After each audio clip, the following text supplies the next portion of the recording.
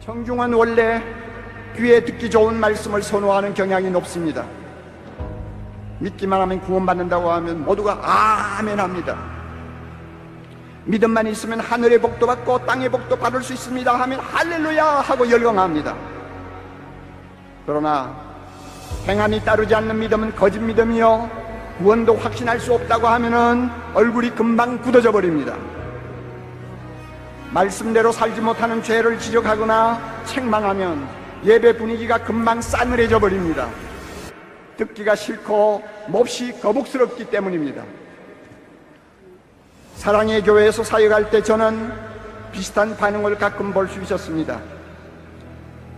이런 청중의 반응에 예민해지면서 저도 모르는 사이에 그들이 좋아하는 말씀을 일부러 골라서 설교하는 사람으로 바뀌는 것을 보았습니다. 대신 죄라든지 회개라든지 순종이라든지 거룩이라든지 하는 듣기 피곤한 말씀은 할 수 있으면 피하거나 꼭 말을 해야 할 때에는 달래듯이 부드럽게 말하고 싶어하는 유혹에 끌려가는 것을 보았습니다.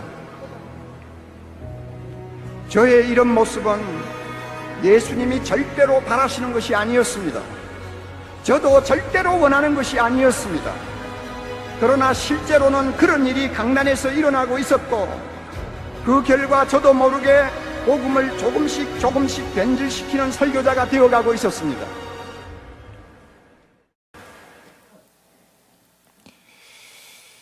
이 영상은 2007년에 우리 평양 대붕 100주년 기념대회에서 오카르 목사님이 하신 설교입니다. 이 설교 마치신 후에 옥 목사님이 다음과 같이 기도하셨는데요.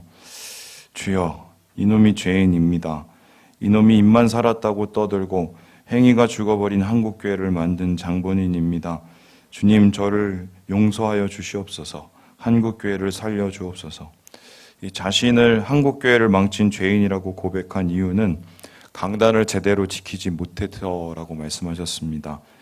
올바로 전해야 될 복음을 그대로 전하지 못하고 청중과 세대에 영합하는 메시지를 선포했다고 옥하는 목사님조차 말씀하셨습니다.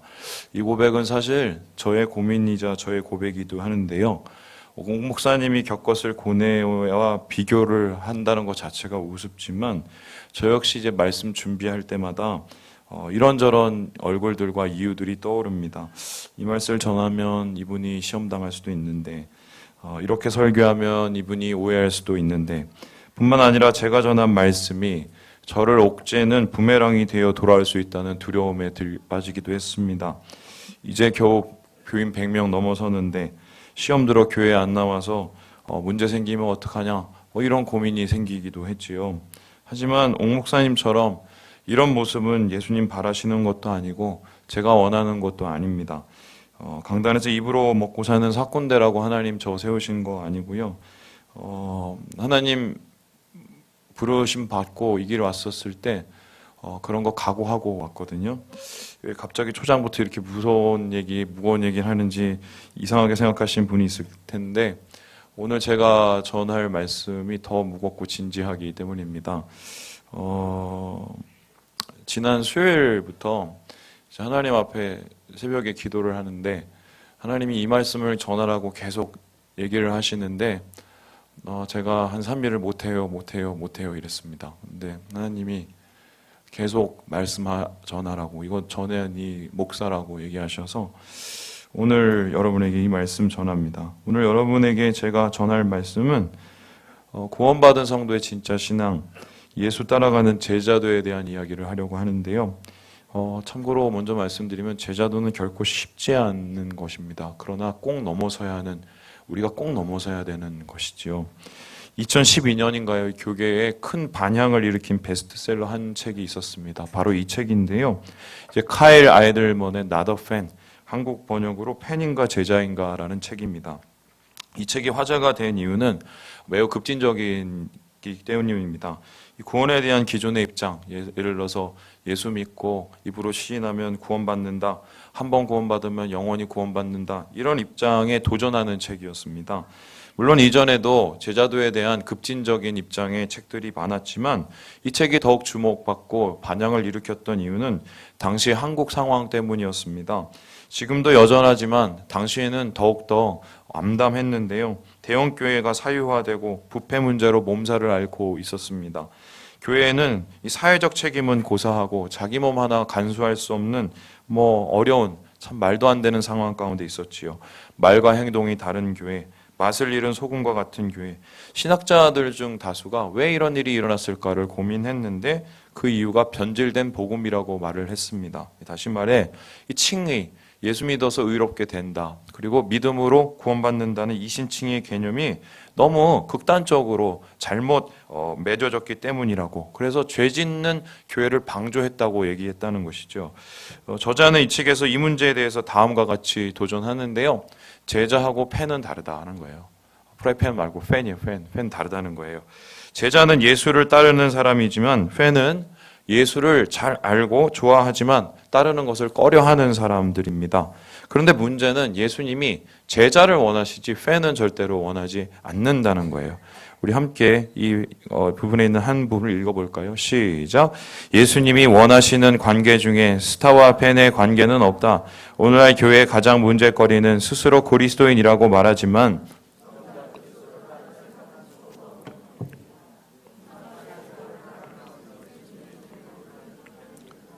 하지만 자신을 희생할 만큼 그분과 가깝지는 않다. 이 말을 달리하면 구원받은 사람은 모두 예수님의 제자가 되어야 된다는 말입니다. 예수님의 제자는 말만으로 되는 것이 아니라 행동이 필요하고 결단이 필요하다는 것인데요.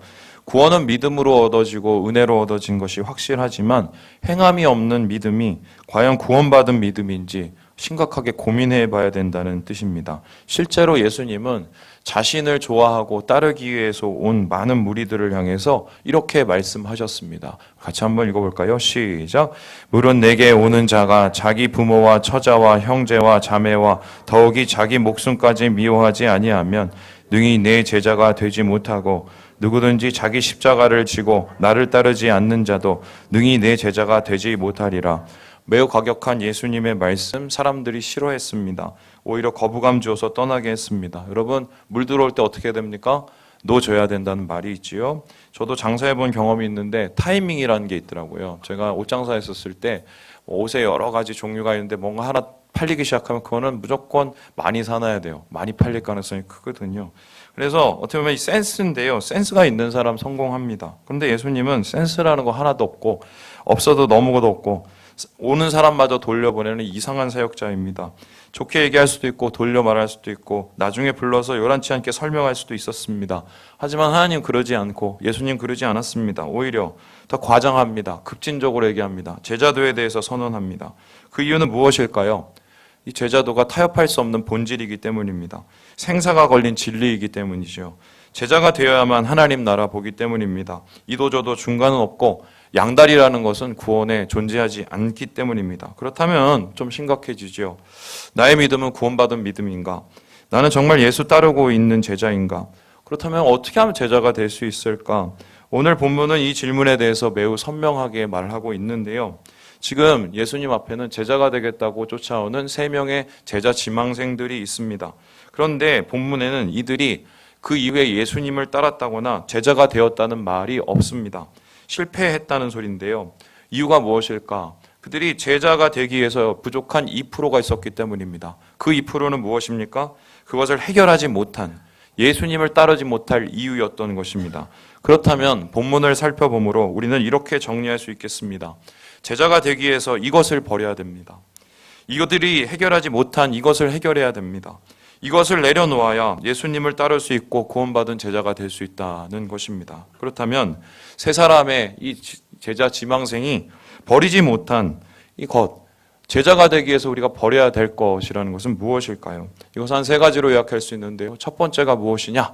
우리가 같이 한번 읽어보죠. 시작. 집을 버려야 제자가 된다. 집을 버려야 제자가 된다는 거예요. 먼저 제자가 되기 위해서 우리가 집 버려야 된다고 한다. 목사님 무슨 소린가요? 저는 거짓말 안 해요. 58절에 이렇게 나옵니다. 같이 한번 읽어보죠. 시작. 예수께서 이르시되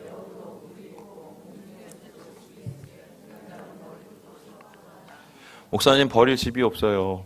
요즘 서울 집값이 얼마인데요. 우리 집은 콩알만 해요. 어쩌라고요? 저는 500에 40 월세 살고 있습니다.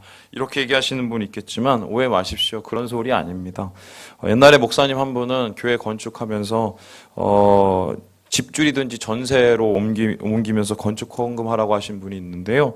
예수님 집 줄여서 헌금하라고 하신 적 한 번도 없습니다. 본문에서 말하는 집이라는 것은 좀 더 큰 개념이고 진중한 개념입니다. 바로 집이란 안정된 삶을 뜻합니다. 집은 육신의 보금자리이며 감정의 쉼터이지요. 사람들이 죽기 살기로 돈 모아서 집 사려고 하는 이유가 무엇입니까? 안정된 삶을 원하기 때문입니다. 아무리 세상이 엉망이고 세상에서 아무리 푸대접을 받더라도 돌아갈 질만 있으면 마음이 놓이기 때문이지요. 그런데 예수님은 자신을 따르겠다는 제자 지망생을 향해서 말합니다. 나는 집도 없다. 나는 잘 곳도 없다. 이렇게 대답을 하셨습니다. 실제로 이 말씀하시기 직전에 예수님과 그 일행들은 사마리아 한 마을에 들어갔다가 문전박대 당하고 노숙을 하셨습니다. 예수님께서 집이 없다는 것은 단순히 잘 곳 없다, 머리 둘 곳 없다가 아니라 환영받을 곳이 없다는 것입니다. 마음 들 곳조차 없다는 것입니다. 그래서 예수님 따른다는 것은 똑같이 집이 없다는 겁니다. 우리 역시 거부당하고 배척당할 수 있다는 것입니다. 안정된 삶 포기하고 핍박 앞에 설 수 있다는 소리지요. 예수를 믿는다는 것 때문에, 제자가 된다는 것 때문에 집을 포기할 수 있다는 것입니다. 여기에 대해서 데럴벅이라는 신학자가 다음과 같이 얘기합니다. 한번 읽어볼까요? 시작. 예수의 제자는 예수를 따르면 이 세상에서 나그네로 살아가야 한다는 사실을 깨달아야 한다. 왜냐하면 어떤 사람이 예수를 선택했다는 것은 사실상 그가 이 세상의 많은 사람에게 거부당할 것을 선택하는 것이기 때문이다. 어떤 사람들에게 거부당하며 일정한 집도 없는 생활을 한다는 것은 그가 하나님만을 의지하며 또한 하나님과 함께 있는 그곳이 바로 자신의 집이라는 사실을 이해함을 의미한다. 여러분, 제자는 환영받을 집, 안정된 터전을 포기합니다. 그 이유가 무엇입니까? 진짜 집이 있기 때문이죠. 제가 우리 교회 혹은 이 사역자로 사역하면서 이렇게 외로운 줄 몰랐어요. 사역자에게 참 외롭더라고요. 심지어는 저희 아내하고도 말할 수 없는 이야기들이 있습니다. 그럴 땐 혼자 감내해야 되고요. 세상에서 혼자 막 떨어진 것 같은 그런 느낌이 든데 왜 하나님이 이렇게 힘든 일을 저한테 시켰는지, 이런 감정적인 노동을 왜 이렇게 종할 만한 이 마음을 가진 사람에게 시켰는지 질문을 할 때 많았는데요. 하나님 저한테 말씀 주시긴 그렇게 안 하면 예수 의지 안 할까 봐, 예수 안 믿을까 봐 그렇게 하셨다고 얘기하시더라고요. 돈이든 땅이든 사람이든 직장이든 간에 기꺼이 버릴 수 있는 이유, 이 세상에 진짜 집이 없기 때문입니다. 제자들에게는 소망이 있었죠. 바로 그것은 진짜 집의 소망, 하나님 나라의 영광, 천국의 소망입니다. 그래서 제자들은 나그네였습니다. 본향으로 가는 나그네. 이렇게 아브라함 자기 집 떠났고요. 이스라엘 백성 애굽을 떠나서 광야로 향했습니다. 그들은 안정된 삶, 이 세상의 집을 버렸습니다. 왜입니까? 나그네는 잠시 머물 뿐 눌러앉지 않기 때문입니다. 결국 모든 것 이 세상에 두고 가야 됩니다. 예전에 청년 사역할 때 청년들이 저희 집에 와서 가끔씩 하는 얘기가 있었습니다. 뭐 듣기 별로 좋지 않은 얘기였는데, 목사님 가전제품이 너무 후졌어요. 실제적으로 뭐 냉장고니 이런 거 보면 좋은 브랜드도 아니고 싼 가격에 샀습니다. 더구나 요셉이가 어릴 때 하도 낙서를 많이 해갖고 이게 무슨 가전제품인지 냉장고인지 칠판인지 알 수가 없을 정도였어요. 왜 이렇게 됐냐? 다 아내 탓입니다. 제 탓이 아니라 아내 탓입니다. 왜냐하면은 귀국을 했어요. 근데 아내가 일부러 싼 거 샀습니다. 뭐 이유를 물었어요. 왜 좀 좋은 거 사라? 좀 자전제품은 좋은 거 사야 된다. 그랬더니 아내 말, 오빠 선교 갈 거라면서, 몇 년 후에 선교 갈 거라면서 못하러 돈 낭비해. 원래 저희는 교회에서 파송해서 3, 4년 안에 선교 나갈 생각이었거든요. 아내 계산에는 그게 옳지 않은 셈이라고 생각을 해서 싼 거 산 거예요. 싼 거, 제일 싼 거. 미국에서도 그러는데요. 아내는 항상 물건 살 때마다 인터넷 통해서 중고품 샀습니다. 우리 집에 새 거는 거의 없었어요. 신혼부부 집에 다 중고품이었습니다. 좀 좋은 거 사지 이렇게 물어보면 어차피 한국 갈 거잖아. 제가 한국에 와서 제 친구 목사하고 같이 홈플러스에 갔다가 꼬임에 넘어가서 47인짜리 LG TV를 산 적이 있어요. TV가 왔어요. 너무 좋아했죠. 야, 이거 30% 세일해서 사온 거야. 그리고 요즘에 보통 40인치인데 이건 47인치야. 얼마나 이거 좋은지 알아. 그랬더니 저희 아내가 그날부터 1년 동안 할부금 다 갚을 때까지 욕을 계속했습니다. 아직도 TV 보면 가끔씩 그 얘기 하는데요. 놓고 갈 건 못하러 좋은 거 사냐는 거였죠. 아내 행동이 이상합니까? 당연한 행동이지요. 성교 간다고 말하고 47인짜리 LGTV 산 제가 이상한 겁니다. 왜요? 나그네이기 때문이죠. 어차피 놔두고 떠나야 되는 것이기 때문입니다. 하지만 우리는 이 당연한 이치를 알면서도 일부러 외면하고 사는 것 같습니다. 이 땅에 천년만년 살 것처럼 아둥바둥거립니다. 말은 예수 믿는다, 천국 사모한다 말하고 예수님 제자 되기 원한다고 말하면서 삶은 이 세상에 속한 이 사람처럼 세상 사람보다 더 못한 사람처럼 살아갈 때가 있습니다. 놓지 못하고 포기하지 못하고 우리가 내려놓지 못합니다. 아마 예수님 찾아왔던 제자 지망생들도 그랬던 것 같습니다. 예수님의 가르침을 받기는 원했어도 나그네처럼 살기는 싫었습니다. 팬이긴 원했지만 제자이긴 거부했습니다. 하지만 이 럭셔리한 제자도 이 세상에 존재하지 않습니다. 다 거지처럼 살란 말은 아니고요. 하지만 집을 포기하는 한마디로 나그네처럼 살라는 이야기입니다. 의지할 곳이 없으니 진짜 의지할 곳을 찾습니다. 바로 그것은 하나님이시죠.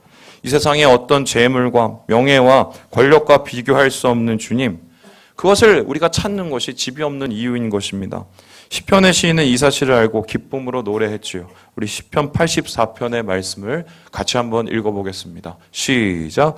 주의 궁정에서의 한 날이 다른 한 곳에서의 첫날보다 나은즉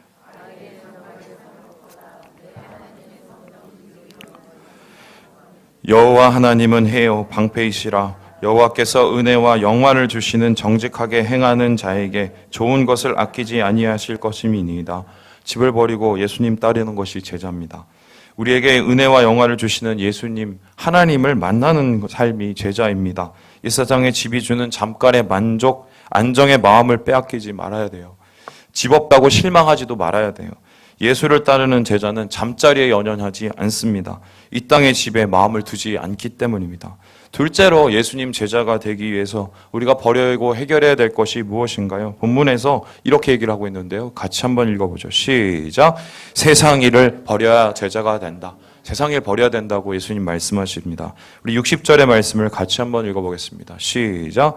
이르시되 죽은 자들로 자기의 죽은 자들을 장사하게 하고 너는 또 다른 제자 지망생이 한 명 왔습니다. 이 사람은 일종의 특혜 내지는 인정을 받았습니다. 왜냐하면 예수님이 직접 너 나 따라라고 픽업을 했기 때문이에요. 하지만 예수님의 초대는 좌절된 듯합니다. 왜냐하면 이 사람에게 아직 내려놓지 못한 무엇이 있었기 때문입니다. 그것은 무엇이냐? 바로 아버지 장례 치르는 일이었어요. 사실 이 말씀은 많은 어르신들의 공분을 사는 말씀입니다. 제사 안 지내는 것도 승질나 죽겠는데 장례까지 치르지 말라고. 기독교는 애비도 애미도 없냐? 뭐 이렇게 얘기하시는 분들이 있죠. 사실 기독교가 항상 오해를 받아온 건 사실입니다. 부모님 생활비는 안 드리면서 교회 11조를 하고 집에서 밥 한 번 안 차리면서 교회 와서는 설거지하는 종교. 이상한 종교처럼 보입니다. 예전에 가끔씩 아이들 내팽치고 교회 와서 사시는 권사님들도 많았습니다. 나는 그분들 비난하는 것은 아닌데 그분들 중에는 감당하지 못할, 세상에 감당하지 못할 믿음을 가지신 분도 있었어요. 하지만 본문의 말씀에서 장사 치르지 말고 예수님 따르라는 명령은 가정 소홀히 해도 된다는 말씀이 아닙니다. 오히려 우리는 다른 형제보다도 가정을 더 잘 돌봐야 됩니다. 그 이유가 뭔지 아세요?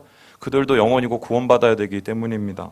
그런데 문제는 항상 모든 일에 우선순위가 있다는 것입니다.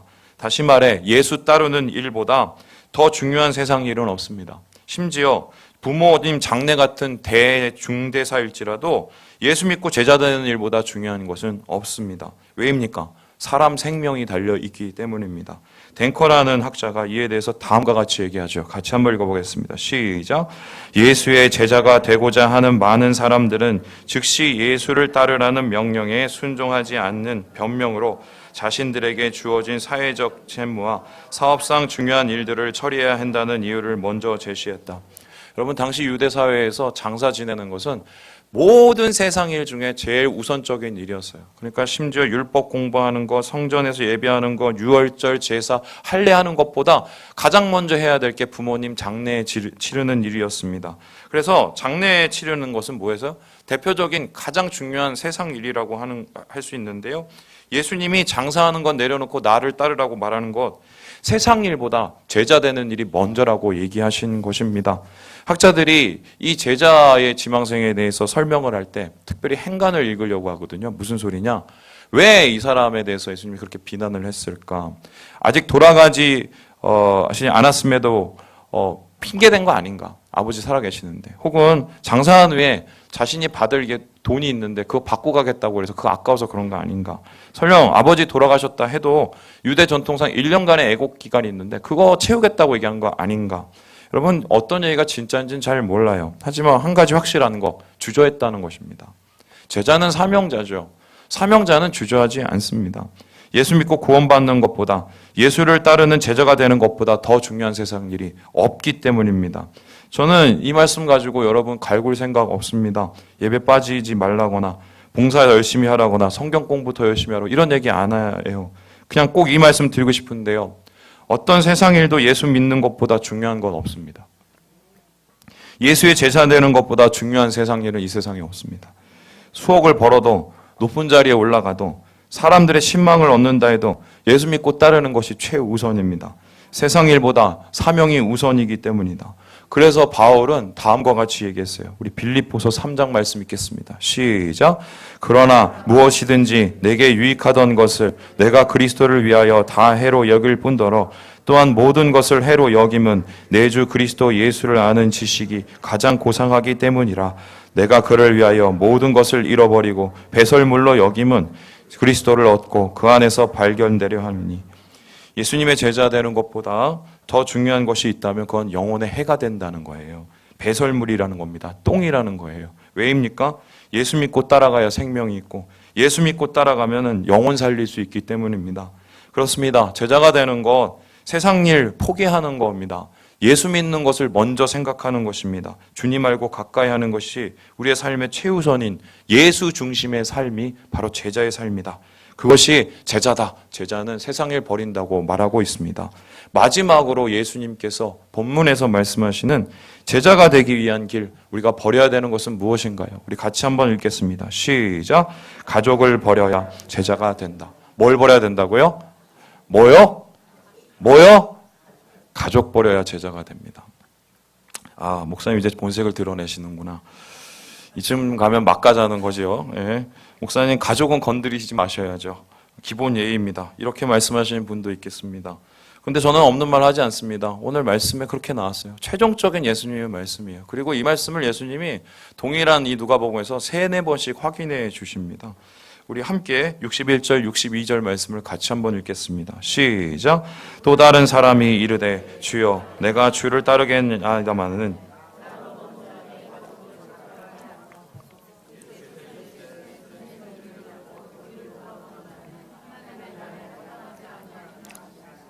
아멘. 아버지 장사하는 거 포기하라는 말이 끝나기도 무섭게 예수님이 가족과 작별도 하지 말라고 합니다. 나를 따르라고 말씀하십니다. 매우 매몰차지요. 피도 눈물도 없고 모진 예수님의 명령입니다. 그런데 예수님의 명령은 사실 자기 모순에 빠진 건 아십니까? 왜입니까? 예수님은 마태복음 15장에서 바리새인들의 이 고르반을 비판하십니다. 고르반이란 게 뭐냐? 하나님 앞에 헌금한 돈을 돈이 있으면은 이 부모 복양 안 해도 된다는 이 논리인데요. 헌금 낸다고 부모 공양 거절하는 불효자들 고발하셨습니다. 뿐만 아니라 예수님 스스로도 30세가 되도록 가족을 돌보셨습니다. 예수님이 33세에 돌아가셨으면 인생의 90%를 가족을 위해서 할애해야 하시는 것입니다. 그렇다면 가족 버리고 나를 따르라는 말씀, 우리는 좀 더 다르게 읽어야 되겠습니다. 여기서 예수님이 말씀하신 가족이라는 것은 더 넓은 개념인데요. 우리 주위에, 우리의 삶 속에, 우리가 세상을 살면서 얽히고 설켜 있는 모든 인간관계를 뜻합니다. 가족이란 그 인간관계 중에서 내가 가장 중요하게 생각하는 것입니다. 아내가 결혼하기 전에 장인어른을 만나러 갔습니다. 결혼 허락을 받았는데 아버님이 저희한테 이렇게 말씀하셨습니다. 이 말이 되게 큰 상처가 됐어요. 시집가면 출가 외인이다. 굉장히 매몰찼습니다. 냉정했습니다. 저는 마음으로 생각하기에 아버님이 나를 못마땅하게 여기셔서, 저를 못마땅하게 여기셔서 그렇게 말씀하신 줄 알았습니다. 하지만 아니었어요. 미국에서 요셉이 낳고 힘들어하고 있었을 때 제일 먼저 비행기 타고 날아오신 것이 아버님이었습니다.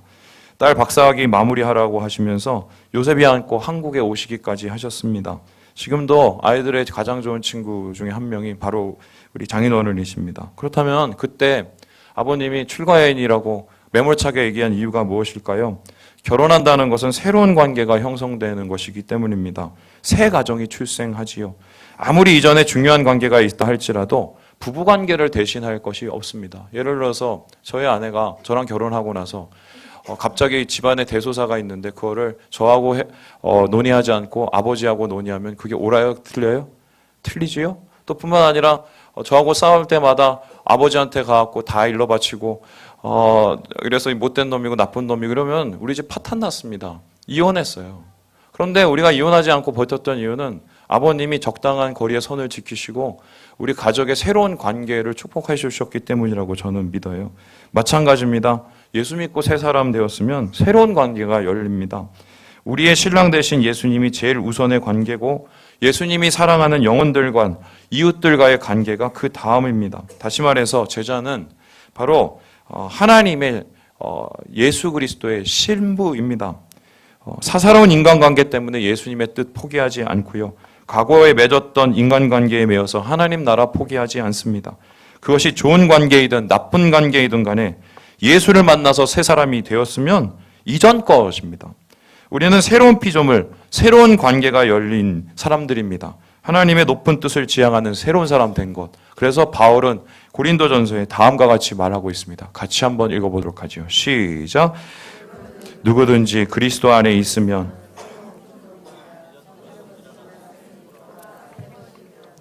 바울이 새 것이 되었다는 말은 새 관계가 열렸다는 소리입니다. 그 새 관계라는 것은 무엇인가요? 하나님 아버지하고의 관계, 우리 공동체 형제 자매들과의 관계입니다. 예수의 제자들이 되었다는 소리입니다. 그런데 문제는 우리가 이렇게 새 것이 되고 새 관계가 열렸음에도 불구하고 옛 관계를 해결하지 못하고 있다는 것입니다.